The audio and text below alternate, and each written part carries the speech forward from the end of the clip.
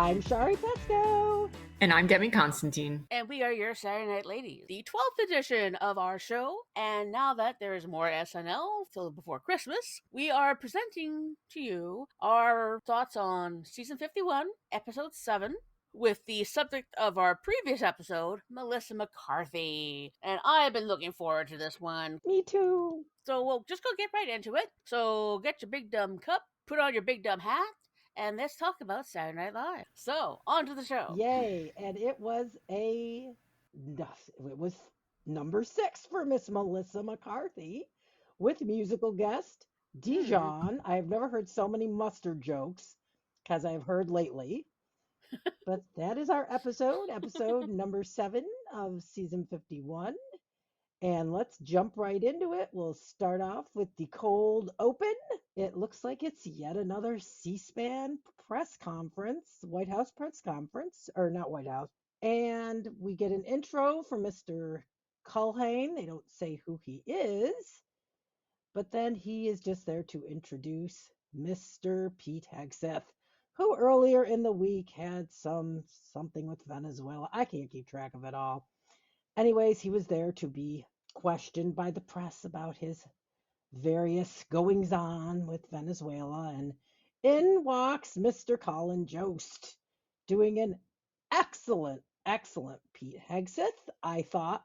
I've read people don't like it. They think it's too bro-y, whatever. I think it's hilarious. I'm happy Colin's getting something else to do. My guess is he's tired of just being at the update desk and he wanted something to sink his teeth into, something different to do, and I cannot blame him. 20 years he's been at this between writing and the update desk, and he's very rarely gets to do sketch work. So I'm glad. He obviously looks like he's having a very good time. And I am going to get the thoughts of my two lovely ladies. What did you think, Deej? Were you a Hegseth fan, or at least of Colin as Hegseth? Absolutely. Absolutely, punchable face and all. Yes, I want more Pete Hegseth to the cold opens. And this is another appropriate use of Trump getting really more expansive with the vagina neck. The place about it being too broy. The dude's overly broy. Come on, let's face it. He's like he used to be on Fox News. Fox News. So what do you expect? Love the stuff that he does with it. And slipping in the Animaniacs reference. Because once you start listing the countries, I was like, I wonder if this is going there. And yes, it is going there. Because Animaniacs is one of my favorite shows, and that particular song is a particular favorite, and they've actually updated it a couple times. And the voice actor who does Wacko can actually do that by memory. Porters actually be told to get a husband. I'm trying, but everything that Colin does with Hegseth, I want more. I want more. Trump has his uses, but I'm sorry, this one he's just like the third or fourth time he's done it, and it is just so good, and he deserves this shot. 100%. It is like the perfect amount of bro. I've heard Hegseth speak, and it is like no difference. So I think Colin Jost really nails the character. I hope he gets an Emmy. Like, I think it's great. I think is he too late to be nominated? I don't know. I think he's great. I think it's all great. More Colin as Hegseth. It is the Trump sleeping. Great. Woke up. The Emmy nominations are generally by the end of May. That's when the nomination period ends. Well, there's still time. Yes, so. there's definitely lots of time. Oh yeah, so a couple lines from that. Whereas the bit about the alcohol, like stuff I want, but I can't have, and or do you know how much alcohol it'll take to? Alcohol's like, I want that amount of alcohol. There's a lot of people online comparing him to Brett Kavanaugh. Yes. Yep, he likes beer, which, for the record, I watched that confirmation hearing live, like I was watching it on TV at work, and they almost changed nothing. Like Matt Damon changed the inflection, obviously, and had props, but he added a couple things, but a lot of that was like 80% of that was from the transcript. So that's actually my favorite kind of political comedy SNL does, when they're like, "No, we didn't write this. This happened." And we're just gonna make it a little bit funnier and a little bit louder. Like that's the holy grail for me for SNL comedy, but they don't have to actually change anything. Although it's kind of been a bit of point of contention with a lot of people. They're a lot of people are saying that it doesn't necessarily bring anything new to the comedy of it. It's just basically repeating what happened and maybe putting a few extra notes on it. So some people love it, some people don't. But then again, some people love all sketches, some people don't. Fair. With Fair. James waking up, it's like, so tell me, where am I? Who am I? All that kind of stuff. Oh man. But yeah, I just give me more Pete Hegseth, give me more Colin Jost. Yes, I agree. And we already talked about Jeremy Culhane, and we talked about Oh, uh, Sarah Matt Gates. Sarah's Matt Think he was. Gates. I really think Excellent. she was trying to Excellent. get Bowen to crack up. Yes, and Yes. Bowen was almost there. So Bowen was there too. Ben was there. I like these because, and you've mentioned this several times, Deej. These press conference sketches get a lot of people into Yes. the mix, and everybody gets a little piece. You said Ashley's great bit about I'm trying to find a husband, and I really I thought that was quite cool. And like I said, Ben was in there.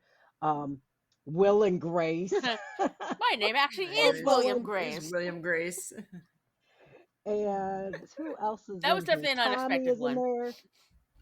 Yeah, Tommy is in there for a hot second. So everybody gets a little bit, or maybe not everybody, but almost everybody. Is Mikey in this one? I don't. No, Yeah, Mike. He's he not. was. Okay. I'm sure he wasn't. Mostly Andrew. And Higgs was thinking that Andrew, that the yes. Andrew's reporter was fat.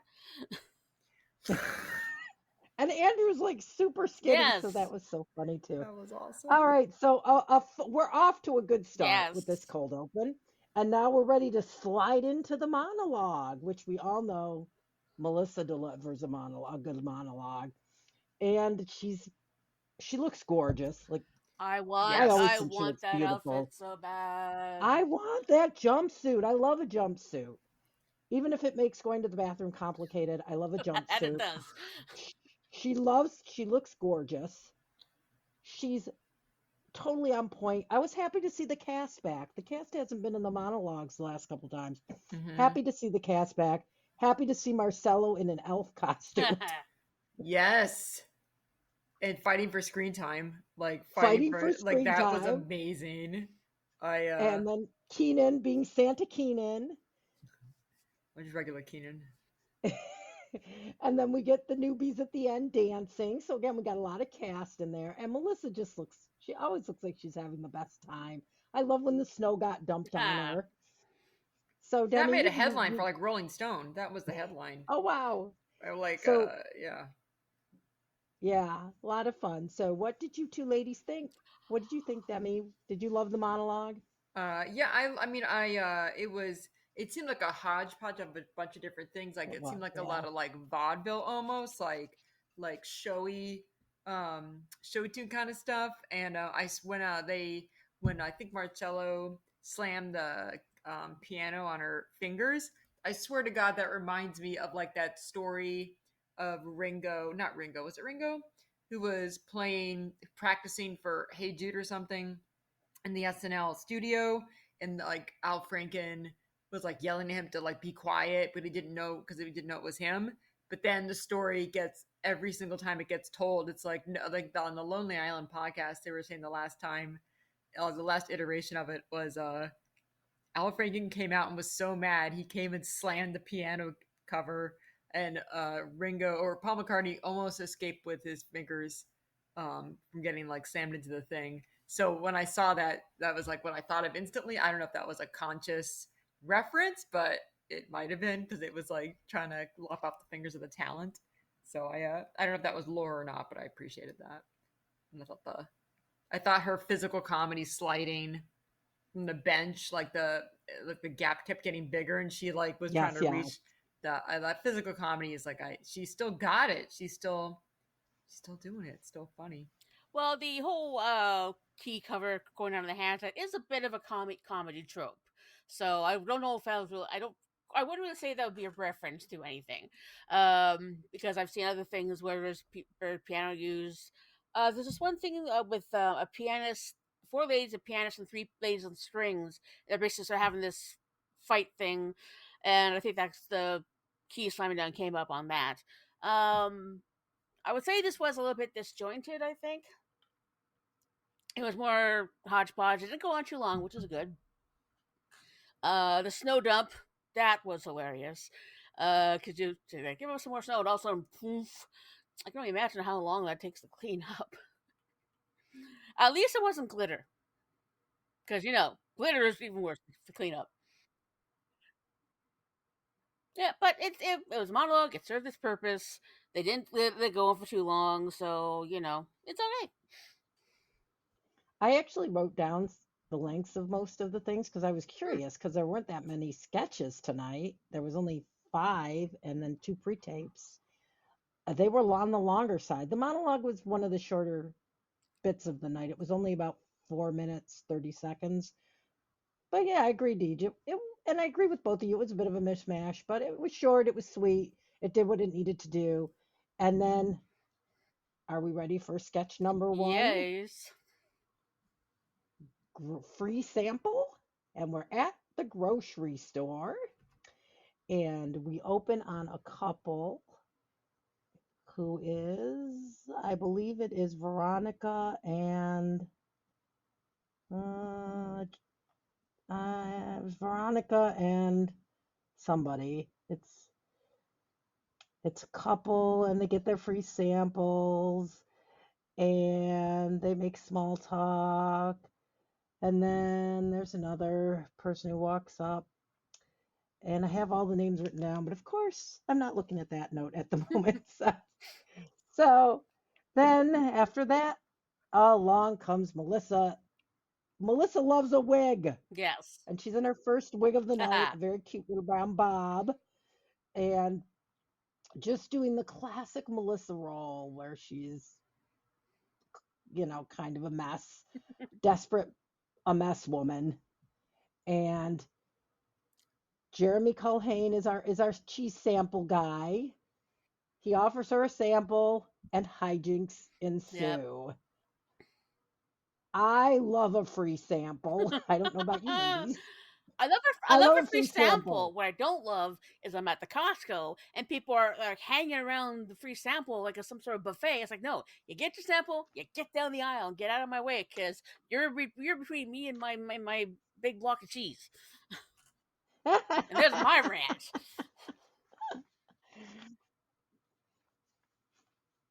So, yeah, well, DJ, I don't think you're alone. People need to get their sample and go. Yes.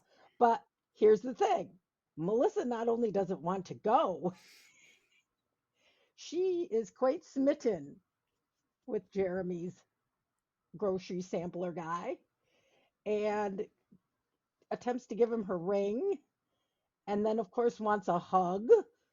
And that is like the one of the most awkward and fun hug moments I've seen in a sketch in a while. Like she goes for the middle of his body. Yeah. It's very strange. Total perfect Melissa. That physical comedy that she is so good at. But she's a little more subtle tonight, which I kind of liked. And of course, Jeremy had a night. I think this is the most Jeremy we've Yeah. had since he's been on the show. He is terrific in this. I mean, he's a perfect foil for Melissa. So I really enjoyed this one. I related because I love a free sample, and I have to admit that sometimes the sample guys are kind of cute. I love my husband, but girl can look. So I totally related to this. I thought it was extremely funny, very well written. Again, got quite a bit of the cast in. Of course, was it Ashley with the Baby. baby in the car seat? Yeah. She's on the screen for 3 seconds, and just her face as she's chasing after the baby car could get her an Emmy nomination. I mean, the woman is just absolutely brilliant, and of course Melissa just pushing it, and then her face because she's also so good with facial expressions. So yes, a definite thumbs up for me. This was a great way to start the night. I would literally love to hug Jeremy. He just seems like he would give the best hugs. I'm really, again, I can't help but think of Bobby Moynihan, and he's a totally different guy, but same kind of vibe. Not just because of their physique, but just because of the just sort of what they exude. And the lady that I don't think she ever had a name, but the customer that she was playing reminded me kind of like a toned down Arlene, not quite so aggro as Arlene was, but all the notes are great. What it also reminded me is, have either you ladies watched Scrubs? Not the new one. Yes. Yes, yes. Not the new Well, it one. hasn't come out yet, so no one's watched it. Oh, then yes. Lloyd, the courier guy, and eventually a ambulance driver, pointed out as the loneliest guy in the hospital. So JD puts his, or something, I think it's JD, puts his hand on his shoulder. He goes, meh, he sort of cuddles up against it, but like she did in the beginning, she's just someone who seems very lonely and sorry for affection. The thing about the mother, it's like, yes, my mother, but she's actually my foster mother, but she wants me to stop calling her foster mother because. Oh, and someone, I can't remember who pointed out, yeah, on last night on Saturday Night Network at the end, where, yeah, okay, him liking the kiss eventually was somewhat predictable, but he does take that beat to, it's not like, I'm immediately going to go for the joke. I go, actually, take a moment. Actually, that wasn't so bad. And runs after her. That is the note I kind of liked. So it's, okay, you can actually play some of the moments. It's like I've compared it to some music where sometimes it's not about the notes you play, it's about the notes you don't play. Mm-hmm. And the thing about the dogs, so you can just set them free, but make sure to take the collars off so they don't get traced back to us. I believe that is Mikey Day, who comes in to tell her about her dogs Yes. who are barking at the customers of color.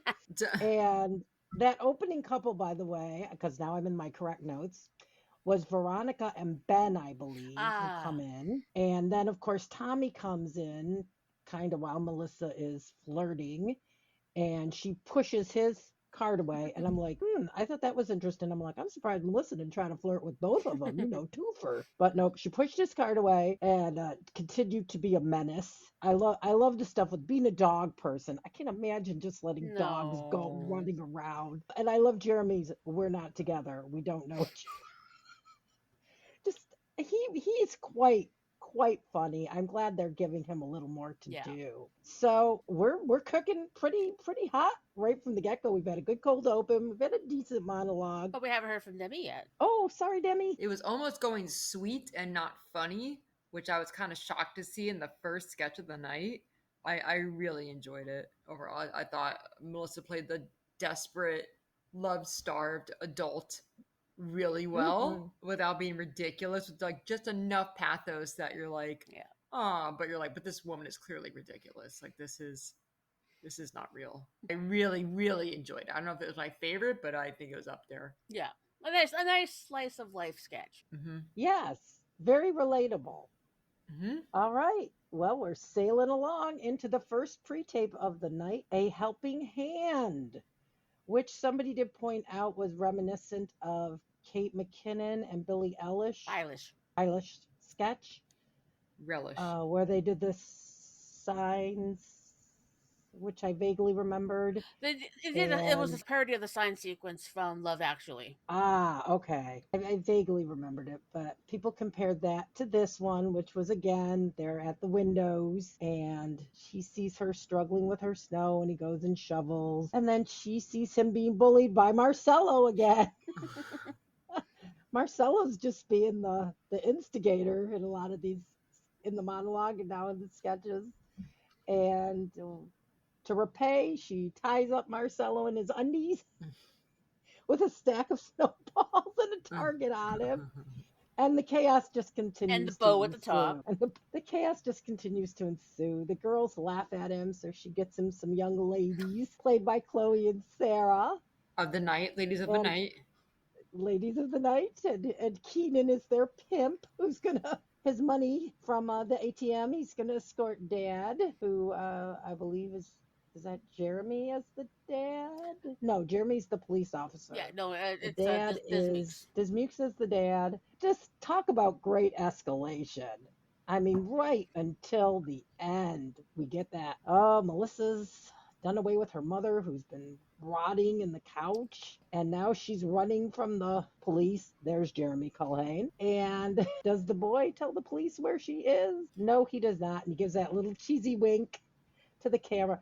I tried to find out who that kid was. Nobody seems to know, but he was so charming. I don't usually count out the extras. There's a lot of extras in sketches, but he was really great. and so young. Yes, this was another big hit for me. Admittedly, he's a bit more than an extra. He was an essential part of the sketch.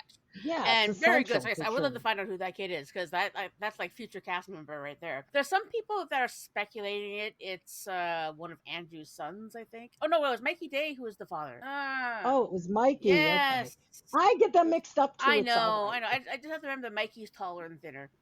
Disney Mukes is a bit shorter. So Mikey has a father. Some people are saying that it might be one of Mikey's actually his son, but of course we don't have any confirmation for that. Another fine example of good-hearted escalation to the Marcelo and the girls. Oh, technically should be her pay for it, not the father, but opens up the package for his next snowball fight. Mikey Dad thinks it's a Nerf gun, but no, it's actually a real gun. There's a documentary I saw, Three Dumpsters and a Corpse. Something like that with we're describing with the corpse basically decomposing into the couch.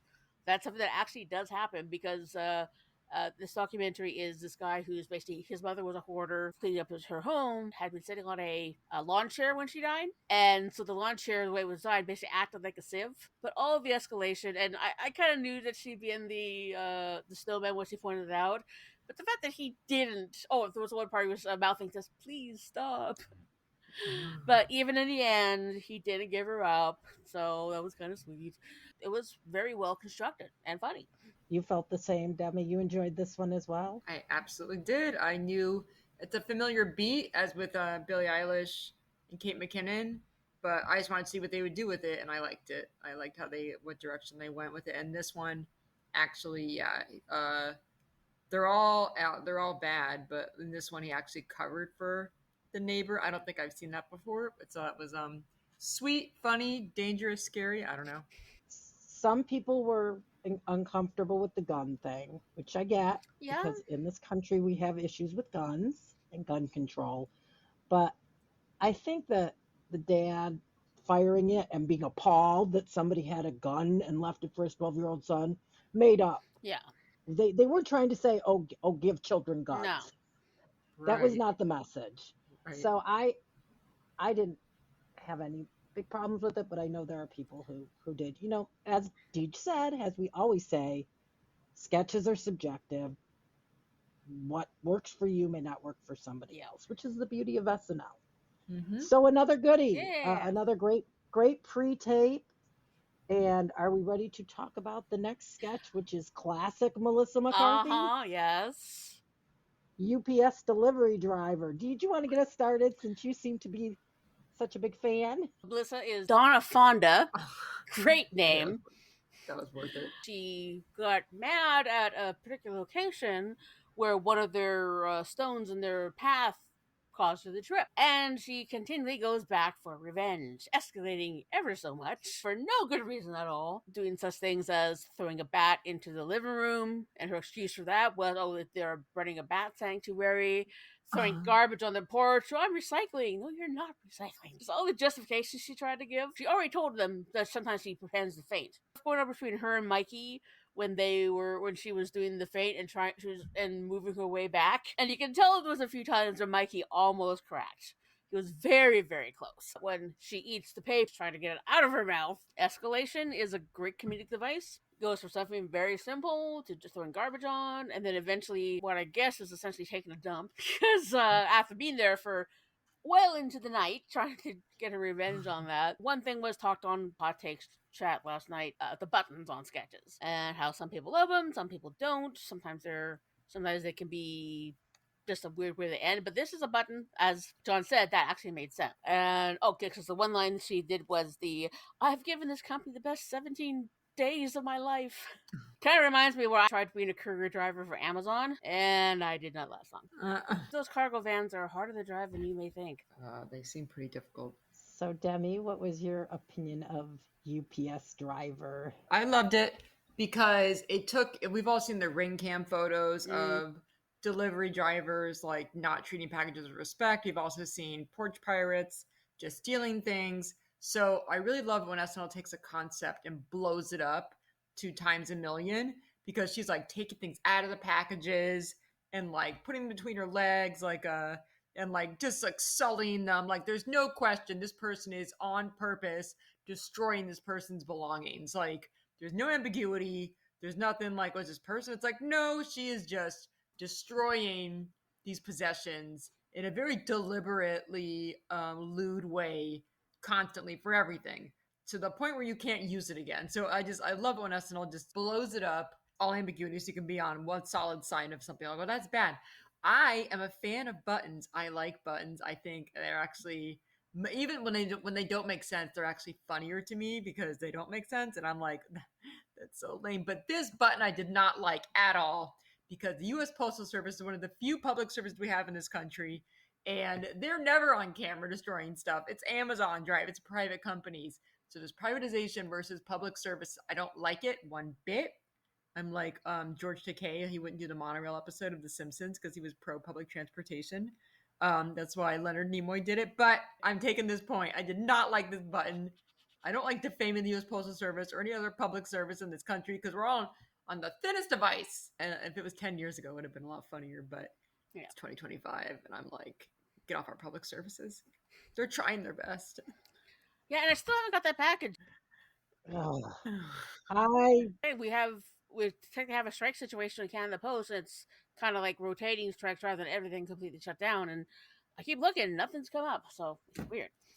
I specifically sent it in Canada thinking that it would get to you quicker. Yes!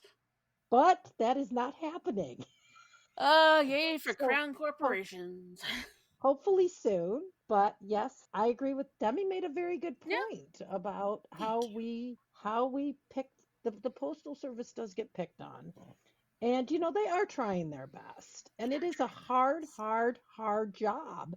And like dogs attack them and they get treated very rudely. I get where you're coming from, Demi. Oh, and I'm glad as that you made that point. As an Air Force vet, which is basically another form of public service with the military, I can understand from your perspective where that would be was sort of big because the put it together. It's put it together for me, Deej. Yeah, I mean it's not right. So that's the kind of background you come from. I would not last a day in the military. A lot of a person's personal background can affect how they will respond to comedy. Thank you, Deej. I didn't really even think of it like that. Yes. That's why we're 3 different women with 3 different opinions, and that's what makes this show so great. And 2 different countries. So there you go. I'm not going to say a lot here because you two have said it all. I do think it was also interesting commentary on the fact that Big Brother is always watching because now we've got these Ring cameras. Yep. And you really can't get away with anything anymore, which I guess is a good thing, but sort of creepy too. It's like my phone is always listening. I said something the other day and my phone talked back to me and I'm like, ah! Oh my God. So it is kind of, it was kind of an interesting commentary on that as well. So yeah, I don't think we've had a really bad sketch yet tonight. Time to talk musical guest. Yes. Yet another this season that I didn't know that well, but there's even young people that didn't know, like who are a lot younger than me. Like Demi, you're really hip in the music scene. I mean, and you didn't know Dijon either? No, I still don't. I was surprised when he opened his mouth and that like beautiful, smooth baritone came out. That wasn't what I was expecting. Try to have a really open mind, but I figured he was a rapper. The name just seemed very Drake rappery to me. Mm-hmm. Bad assumption, never assume. And then this gorgeous baritone, I was pleasantly surprised. My husband took off. He did not care for the music. I enjoyed it. I love ours. We've talked about it. I love R&B. Oh, yeah. I love rap. I love hip hop.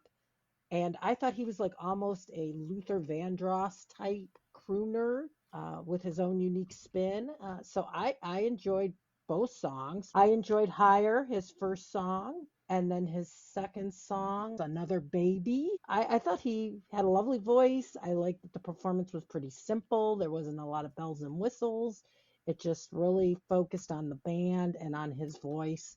And I enjoyed it. I thought it was kind of festive. It had sort of a holiday feel to it. So, yeah, I enjoyed both performances. I thought he did an excellent job. Production notes. The arrangement of the first song, Higher, got a little bit of an electric like orchestra kind of vibe at some points. I will always know when Jeff Lynne produces an album because there's always a particular sound that you get from anything produced by Jeff Lynne, who is, of course, the creator of because a lot of people are sort of comparing him to Prince in a way. I wouldn't quite go that far as a Prince, but I am gonna check out the songs again just from the actual studio recording. I did like what they did for the set. It was kind of like a classroom thing. So and just they had room for everybody and everyone, or how they had the instruments just made sense, kind of them blending into the set. So it wasn't an incredibly fancy one. They kept the through line for the next one, but it was a good way to present all the different, because he definitely has a lot of pieces in the band. Yeah, I love when SNL shows me an artist I've never heard of before. Like that's how I stay in touch with like stuff that's going on. If it's like a genre that I'm not really into, or if it's like an artist that is peaking in a arena that I'm not in, because for like the youth, I love SNL for showing me a new artist, so I really appreciated that. And it was a good performance, both of them. When no one says youth, I can't think of Joe Pesci and my cousin Vinny, like two youths. I know that line because of social media comments, but I've not seen the movie. Oh, Demi, you gotta see I My know, Cousin I Vinny. know, It's I so know. great. Yeah. The last performance is from Fred Gwynn, people know as Herman Munster. Munster. Oh my god! Yes, he was the I judge. didn't know he was in it. Yeah, he was the judge. Oh He's wow! also got some wonderful children's books. They're quite good. He wrote them. They're still in our collection. I've always Whoa! been more of a Munsters fan rather than a Adams Family fan. So we've had some good music. We've had some big laughs, and we're gonna keep this party train rolling into Weekend Update with Michael Che and Colin Jost. I like that the jokes were all over the place tonight. There wasn't like a through line. They were going everywhere. Mm-hmm. I thought the jokes were great. I love the Home Alone. The Home Alone 2. Yeah. I love Where is it. Epstein? I love that so much. I saw Home Alone 2 in the theaters. I remember when that came out, and I the story is that Donald Trump requested a line specifically so he could say he had a SAG card.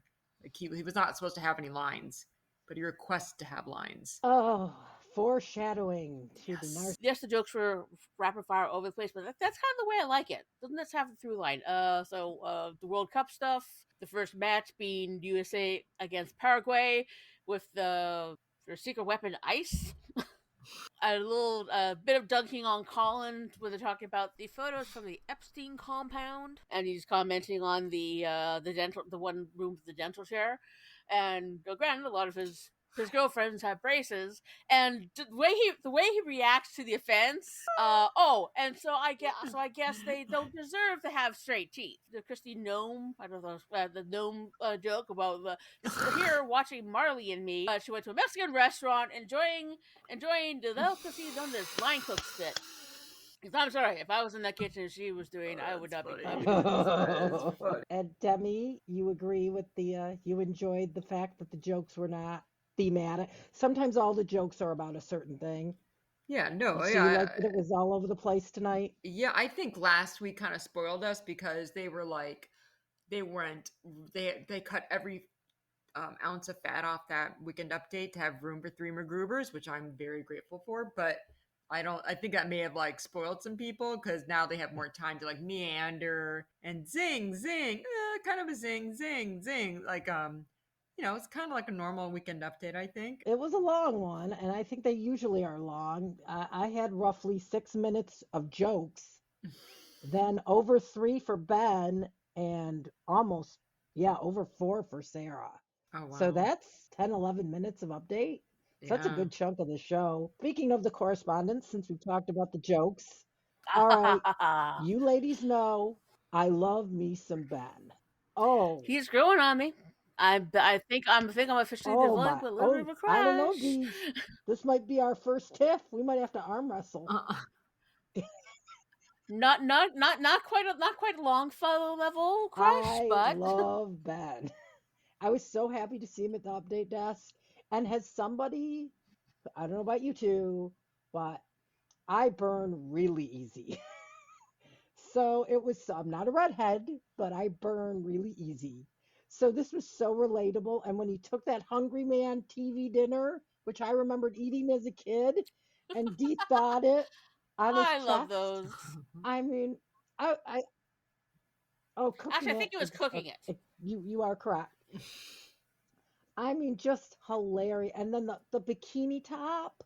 And then I was like, whoa, Ben is ripped, which I did not expect. And I then Colin, of know. course, made his little comment. Like, hi Ben, where have your abs been all this I just time? figured he was like a pencil, but he's not. And of course, Colin makes a comment about him having a tight body or something. I Body is played back the tea. line of body is tea. Okay. I played back the line and I couldn't quite make it out. So thank you, Demi. Um, I loved it. I just I gave it an A. I thought he was just pitch perfect. I hope he's on the update desk more. And he actually had a name, Lance, the guy who just got back from vacation. And it's funny because I just got back from vacation, and Relatable. somehow miraculously I am not super red. I'm not sure how that happened because I didn't use sunscreen, but we were inside a lot, so that's probably why. What did you ladies think of Ben? I know Deej shares my adoration. I love Bennett. It was big. Guy just bought a boat vibes, but I don't burn easily, but I also am very reckless with sunscreen, as in like I don't wear it. And I when I was younger, I would just like, because I'm Greek, I'd be like, oh, I'll be fine. It's not gonna. But then I would be like hopelessly sunburned.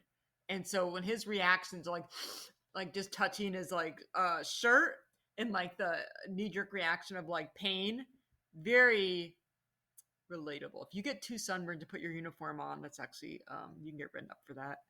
When I was stationed in Hawaii, I would like that's a real thing. If you can't get your uniform on because your skin is too hurts too much, you can get written up. I never saw it happen, but you could.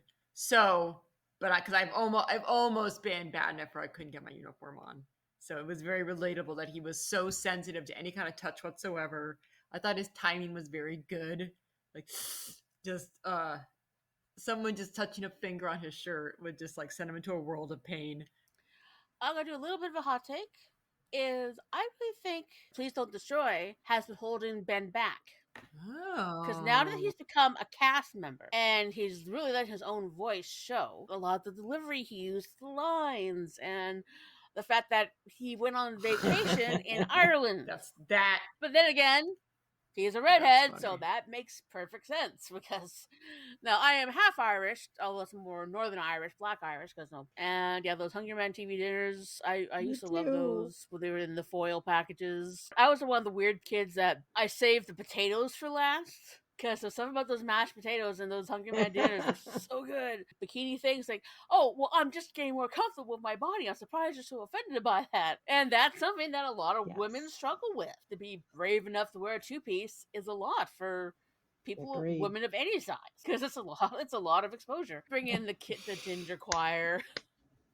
The kids That were was just so these cute. kids were great too. I don't know where Um, they find these kids, but they're so funny and so.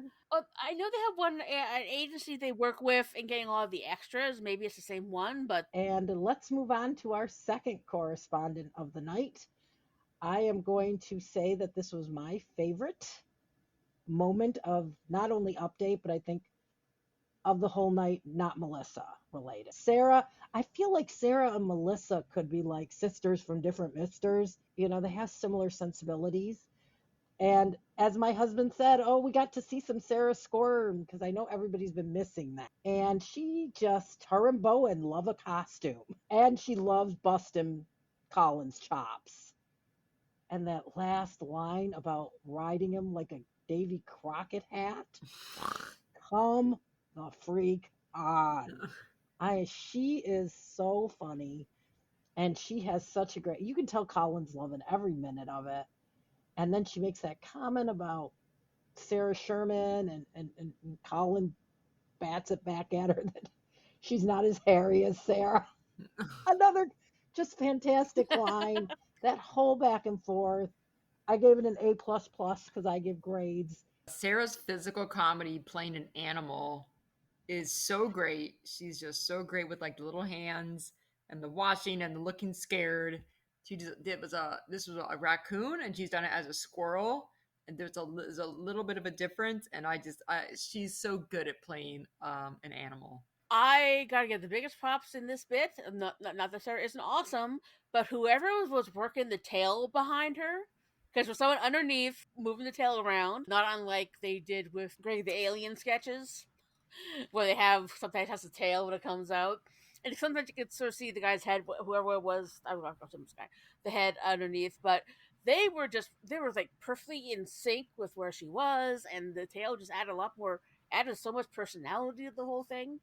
I mean, it's just a stagehand or a crew member down below with a big fuzzy on a stick, basically big duster on a stick. That's what it kind of looks like. But there was a tail action that really brought the whole thing home. And I've seen a lot of sort of raccoon type videos because this one lady who always leaves out food for the raccoons in her area. And there's this one family that always comes to visit her on her porch, and just the way that she was doing with the hands and and of course the costume department. You are so awesome. I can imagine how warm that was. It was very adorable, very sneaky in a lot of parts. There are lots of people saying that also could have been Bowen Yang, but I'm sorry, Sarah. It has to be Sarah. I think this tops Mudang. Yeah, I I love Bowen, and I think he's great on Update. And the iceberg is in my top 10 update bits of recent years.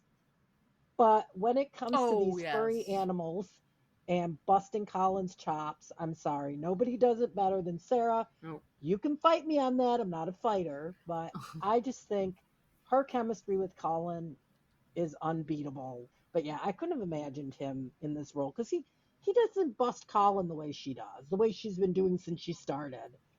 Yeah. So yeah, a really excellent, if a little bit long, but I didn't mind that it was long because it was so good. Weekend update. And are we ready to talk about the after weekend update sketches, which seem to be a bit divisive among the super fans? Which usually happens with the second half, but with post update sketches. So Truth or dare? Ladies, mamas at a fancy upscale home hanging out as their daughters are above having a slumber party, and they decide to do truth or dare. And Melissa, I believe it's Melissa's home. I'm not positive, but I think Melissa is the homeowner, and she is enjoying some chatting with the ladies, and they decide to do truth or dare. I think it's Ashley. I think it's Ashley because the way she was talking to do the Oh, is it Ashley's home? Okay. that's where I got because the way how she was talking to the Veronica as Veronica's brief appearance as the child. Okay, that makes sense too. So we have Ashley, we have Melissa, we have Jane, who doesn't get a lot to do in this sketch, but at least she got a couple lines. We have basically all the women. I think Chloe is in this one as well. Yes. Sarah in yet another wig. Sarah, like Melissa, loves a wig. And the truths are very funny. And I'm sorry, women of a certain age, they're going to ask about your Toyota Highlander or whatever. They're going to ask about your debt.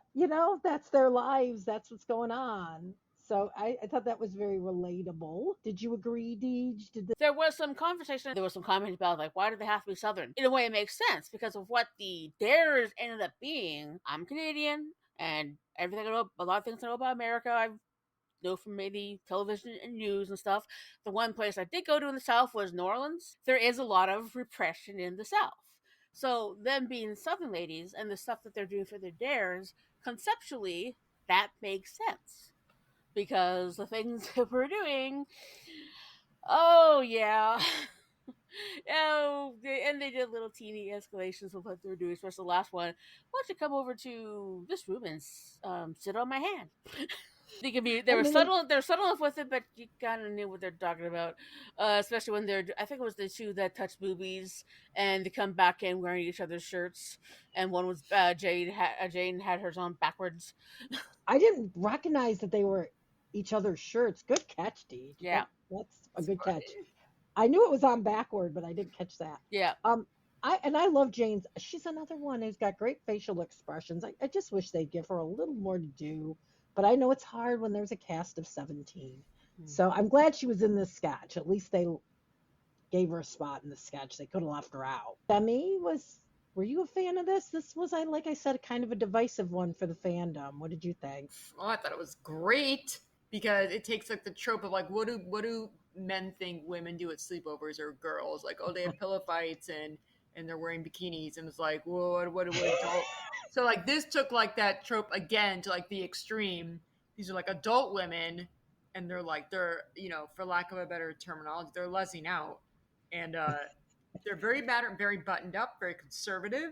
They're doing truth or dare in a very matter of fact way, offering truth and dares like in a very proper sentence structure, like yes I would like to go into a closet with you, and they come back and everyone's like, okay, well, that's what we do now. So I agree that the southern accents definitely lent to the characters, because if it was like a bunch of New York moms, like that wouldn't be as funny, because they're known for being a lot more free with whatever. So Yeah. I think it was deliberate and it added to it. So another winner, and we're almost at the end of the night. There's also notes you had on there, the Chloe Fineman's 400 sketch. Yes, Chloe's 400 sketch. That's a big deal. I mean, that's a lot of sketches. So yay for Chloe. People really, her and Jane just get eviscerated online. And you know, what they're doing is so difficult. Every week, live television, putting yourself out there for everybody to judge. Congratulations to Chloe. I hope she does 400 more if that's what she wishes to do. And bravo, I say, bravo. She's a wonderful impressionist. She's very good at being a part of an ensemble. She's not my favorite, but I think she's fabulously talented.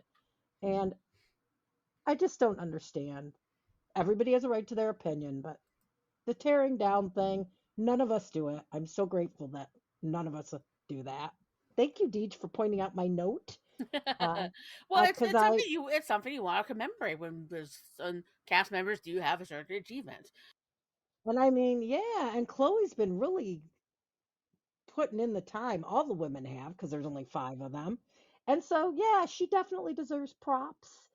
And Well, she is, not every cast member is going to resonate with everyone else. Like the people who weren't mega Longville fan. It's been reasonably well known that I was never a Please Don't Destroy fan. Glad to see Ben breaking out of that and really showing what he can do. I feel like Martin's getting more of a chance too. Martin Herlihy, he had that pre-tape earlier. I think he's getting a chance to do his own thing. And I think John's out there being in movies. So good. I'm glad they're all Yeah. getting an opportunity. It's good. And they're still, obviously, they've made a point of saying we're still friends. Yeah. There's no beef. We're just trying other things, which they have every right to do. So, yes. So basically, the 3 of us are just saying, let these people be.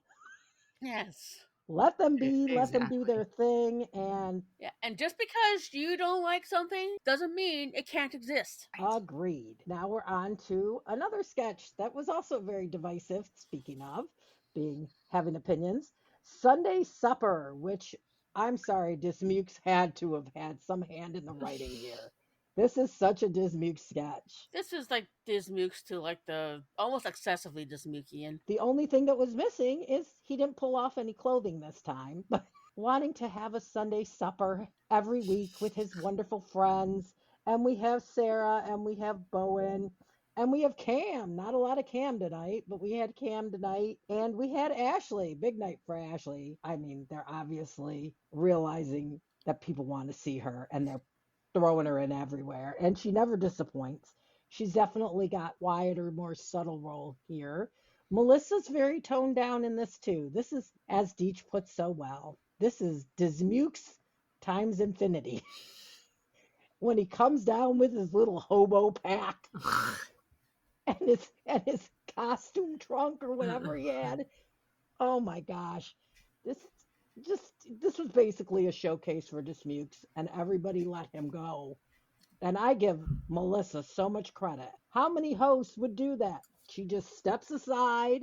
And this is a woman who's used to being in the spotlight. She steps aside and lets Dismukes have the entire spotlight. I mean, it's not my favorite Dismukes sketch, but it does have that beep beep quality to it with another great host who again could step aside a bit. This was fun. This was a fun later in the evening sketch. Enjoyed the use of the cast. There was a lot of cast in this. His oh, well, okay, let's just have breakfast every day at 6 a.m. We all know those people who want to. We all know these people. I know We these all know people. these people. I know these people. So it resonated for you, Demi? Yes. We all know these people. They want everything to be together, even when it's like not listening to the tone of the room, not reading the room very well. They don't care. And then, for the record, nobody wants to have breakfast before 9 a.m.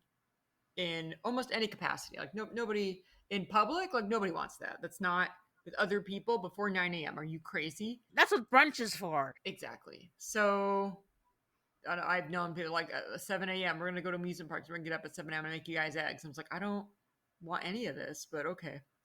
I don't like this. So I really like what Dismukes does. He takes something that happens to a lot of people and it's hyper specific, and he like magnifies it. Like Soul Sister, I just like to go on the record by Train. I hate that song so much. I don't know what it is about the chord progression. I don't know what it is about the voice. Everything about it makes my skin crawl. I don't like that song. So when he turned that into a love ballad to Ego, I'm sorry to like go off to another like tangent, but he took something that is like, I don't know if it's universal or not, but he takes something that I don't know if he dislikes it or what, but he just magnifies it and puts it under a petri dish and escalates it continually into absolute absurdity. And he is so such a strong believer in himself and his convictions. I can see Dismukes his signature a lot better now, and I'm a fan. I like it. And time for you to bring the room down. Yeah, Okay, I didn't hate it, but it was not my favorite sketch of the night. They took a little too long to get to the escalation who wanted to leave and all that. And yes, I understand there's a lot of people who are actually like that. But I don't know, there's something just bothered me. I just couldn't like. This is one of the rare times where my boyfriend was actually in the room with me when SNL was on. I know there's a lot of people get uncomfortable with secondhand embarrassment, which is I think what was triggered for me, because like he's trying so hard, but he's really embarrassed and taking the reaction to the embarrassment to a higher level. But it's like I can feel for you, dude. The one thing I did enjoy was towards the end when he goes to leave, and when Melissa says, "I hope he doesn't come back." That was good. I liked it a little better on the rewatch. And and what you were saying earlier about Melissa taking a side and letting other people slide, but that's where coming from a improv sketch background, something that Bill has said a number of times. He even said this in his acceptance speech when he won the Emmy for season 1 in Barry. One of the first thing was taught at Second City was making everybody else look good.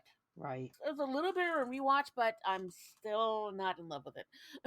You know what? Like I said, that's why I love the three of us on here because we all have different takes and different things that we love and different things that we don't love as much. You made some really good points, Deej, and I guess this is another divisive one. All the ones after update. This made me think of the good neighbor days of Beck and Kyle with Veronica and Jane Wickline, who somebody was saying were goofing around on Instagram and they wondered if they'd be doing any of that on the show. Well, they certainly did. It was a very homemade looking pre tape. Cousin Planet. Jane and Veronica played almost every role, and I think Melissa was the only other cast member. I watched it a couple times and I'm pretty sure there were some extras in there, but other than that, this was Jane and Veronica, and I found it very charming.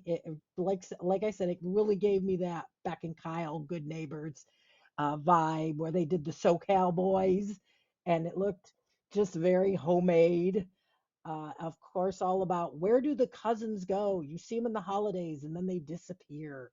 As someone who doesn't really talk to her cousins much, and hasn't, I know some people are super close to their cousins and see them all the time, but I thought this was a very interesting commentary on family and family dynamics. Happy to see Jane doing anything because I really, really like her. And everybody keeps talking about she's not going to be around next season. I don't want to think about that. I just want to enjoy her now. I think this was a lovely effort. I think she and Veronica work very well together. And I loved Melissa as the mayor of Cousin Planet. Yeah. Well, I don't really have a big extended family. The majority of my family on both sides is actually dead. The only exception is my uncle, who's up in Kootenays, and I got a few cousins up there, but we don't really communicate. Being a fan of Jenny Lorenzo, she does a lot of the holiday sketches for her channel with all the different cousins. Because there's this one cousin Kevin, their family forgets about, but they don't know how Kevin is related to them. So it's been a big mystery. They had this one time where he explains it, but they had some loud thing going on. We never got to hear it. I like this one. I love this. I think Jane and Veronica were really great together. Not a Beck and Kyle fan, so I think they're better than Beck and Kyle. Instead, they gave me a bit a definite '90s vibe, because with the way they did the computer begin, you could tell those more of a Windows 95 kind of vibe on that. It was really good musically.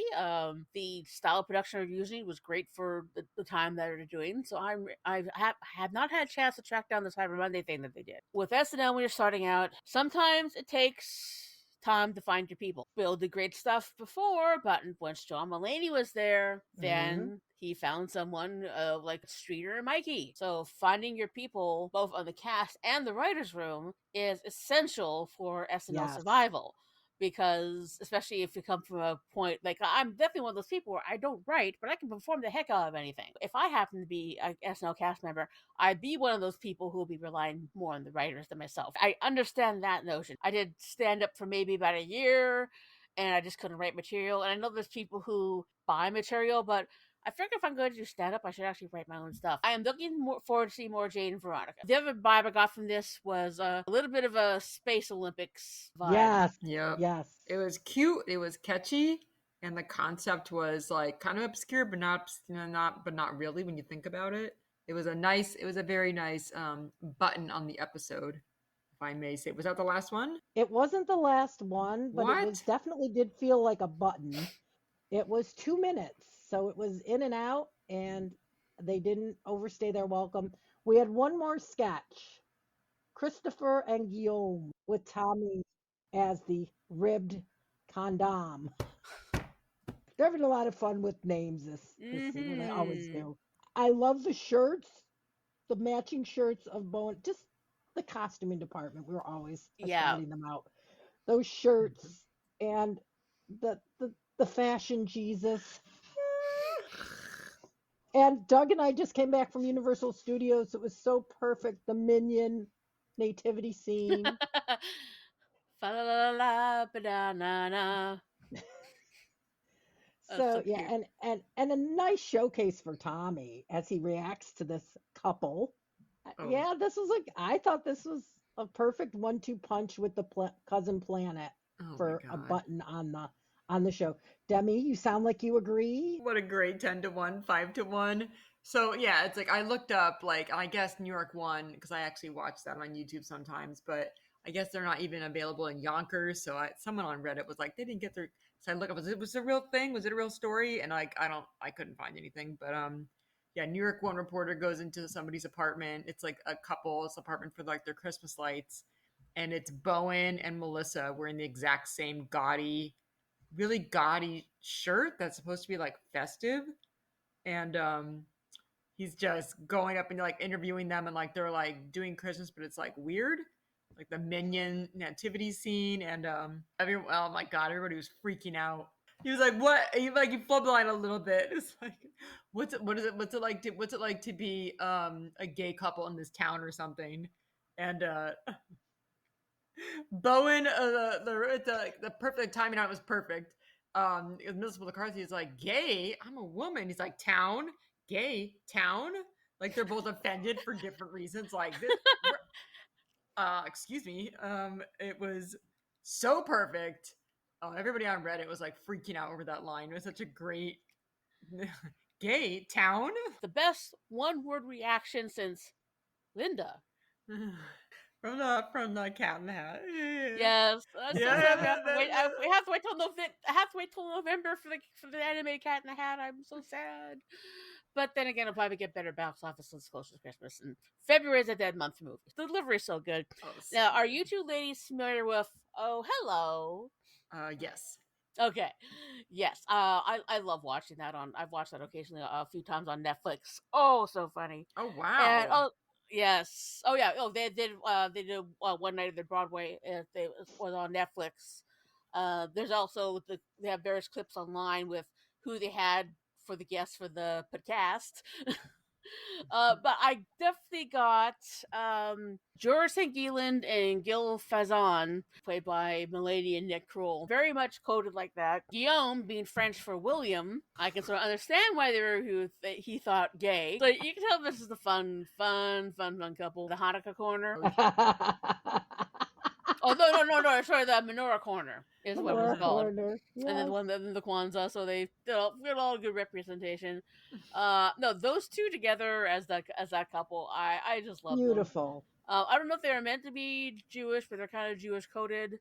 Kind of like me. I'm like I keep saying I'm Jewish because my Jewish side is more on the paternal side of the family rather than maternal. Great way to end the night. And now I guess we're ready for our ratings. Well, we do have one more thing to bring up: a memorial card at the Oh, we did. just before the show. So bit of background: Craig Kellum, he died in November this year, age 82, in assisted living. He was a producer and writer who worked on Saturday Night Live, The New Dragnet, Munsters Today, which is a Munsters reboot, and The New Adam 12. He was a producer and talent consultant on the first season of Saturday Night Live. Oh, wow.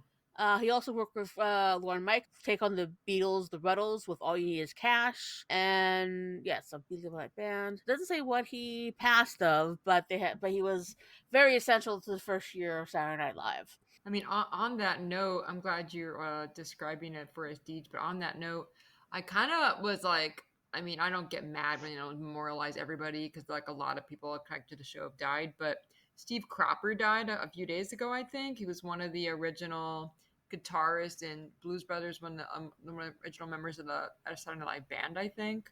He had a pretty prominent role in Blues Brothers. I mean, I don't know how granular they get with it, but I was kind of hoping they would do something, but what are you going to do? But I'm glad you were able to elucidate the name of the person of the title card they showed. So, rating system for this time. What am I feeling?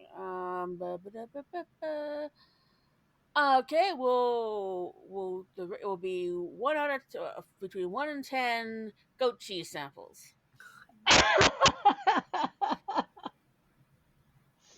And for me, I would say it was a 6.7 out of 10 goat cheese samples.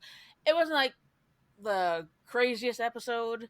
It was a very good. It had a good flow to it. There was no incredible highs. Even the sketch I didn't really enjoy. It wasn't like I hated it. It was more like it wasn't for me. So it was a good middle of the road episode, good and solid. So and Melissa, always great to have her back. So my rating thing was going to be snowballs, but I like goat cheese samples much better.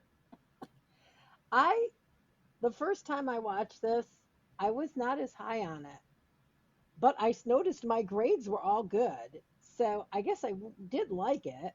I just didn't realize how much I liked it. And then I rewatched today because I was home with this cold trying to get rid of it. And it was really good on rewatch. Sometimes I think I just need to sit down and really watch. Yeah.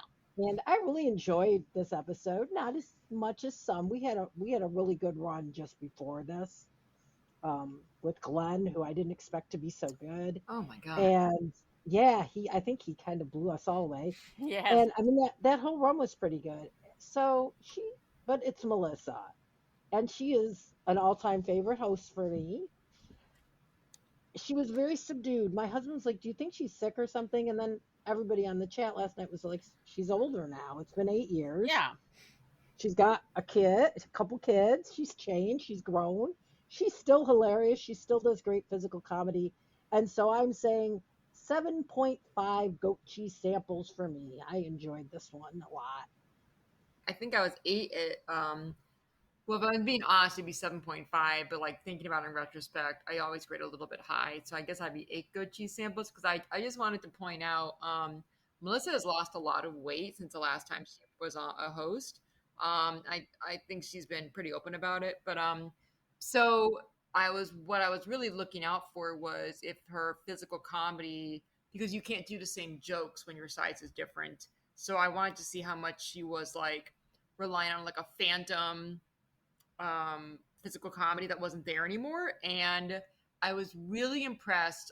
I mean, it really seemed like she tempered her delivery and she did not make the joke about overcompensating for being big. Because I think in the past it's like, oh, it's funny when bigger people do things. Haha, they're trying to have a relationship. It's so hilarious. And she didn't rely on that. She like maintained tone, and I mean there was even like I think even like some more dramatic reactions because like the goat chief sample, it would be so hilarious if before if she was like, it's kind of outdated, but bigger ladies like trying to flirt with somebody, it's like, oh, that she made it so her size had nothing to do with it. She was just very forlorn and very forgotten and needed some connection, and everybody can relate to that. It doesn't matter who you are. So I was really impressed with her evolution and how she approached, because she's still a lot of physical comedy. She's still that's in her blood. I think I don't think she can ever turn that off. But I was really watching to see how she would evolve her way of placing her body on different parts of the stage, like physically, and like she did a great job. She was not relying on something that wasn't there. She just modified her approach to physical comedy, but it was very much present, like with the most notably in the UPS sketch, I think. So on that basis, well, not all physical comedy has to be big wild pratfalls. Right. Well, it's a very good element of it, but even the more subtle things, when she's moving back in her chair, when she's pretending to faint. You can be subtle, you can be big. There's a lot to, and as a designated woman of substance of us crew, I like to say, but or as I would always say, fat, because fat is not a bad word; it is descriptive. And like most words like that, it's what the context you use it in. I make no bones about fat. I am fat. It's just the way I am. I've lost weight before. I've gained weight before. Like look at Keenan over the years. It's gone up and down. And there's always the how any other male cast member size, people will always compare to Belushi. Right. I mean, or Chris Farley. Yeah. So and same thing with Bobby Moynihan. But to me, his size was never a thing. It's just he's a very nice. I've heard him on a number of podcasts, and he's very just seems a very grounded person. He's very funny. Someone very good to work with, and like you say, her characters were never funny because they were fat. It's just like it was a fat person playing this character, but people automatically put the fat into the context when it doesn't even belong there. She's just funny. She's just funny. She's a funny person. She's just really skilled. She's really funny. She just whatever you give her, she'll make it funny. Whatever she has, she'll make it funny. So I mean, I just really, I was just really impressed with that she was able to temper her approach to things, and it was still really funny.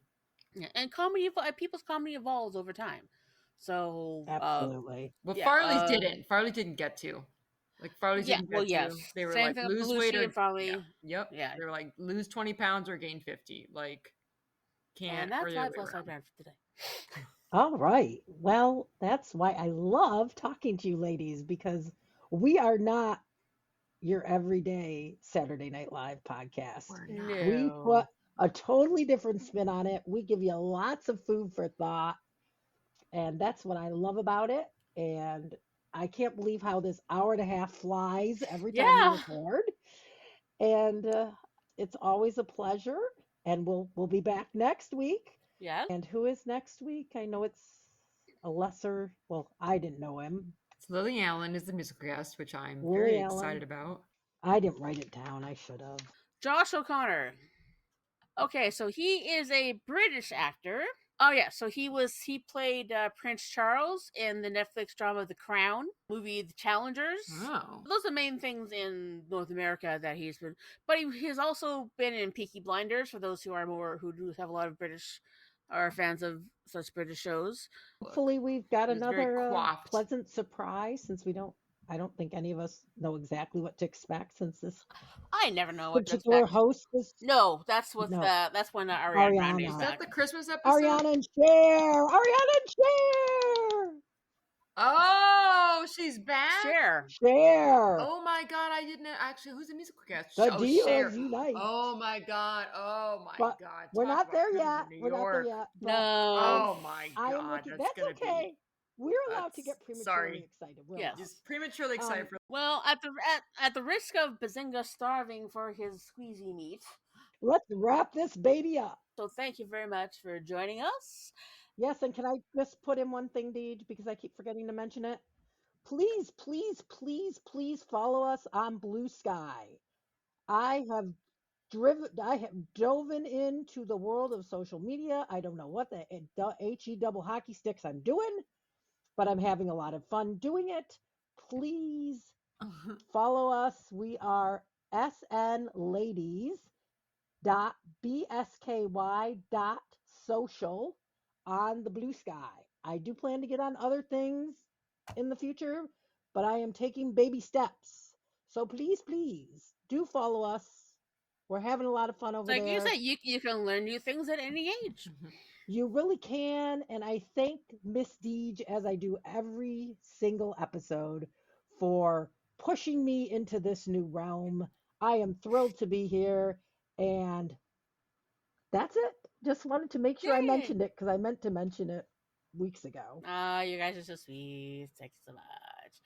Yeah, that was a real pleased in the last patron show. The guy I was on with basically gave me its compliments. I was like, oh, this guy, I'm seen. All right. So, although sometimes the world may seem bleak, you must go out and find the funny. Saturday Night Ladies is a presentation of Wacky Notion Productions. Hosted by Deej Behrens, Shari Fesco, and Demi Constantine. Recorded and edited by Deej Behrens. Off-week show research by Shari Fesco. If you'd like to be a guest on the show, just email Saturday Night Ladies 1978 at gmail.com. And as always, like, share, and subscribe. Thanks for listening.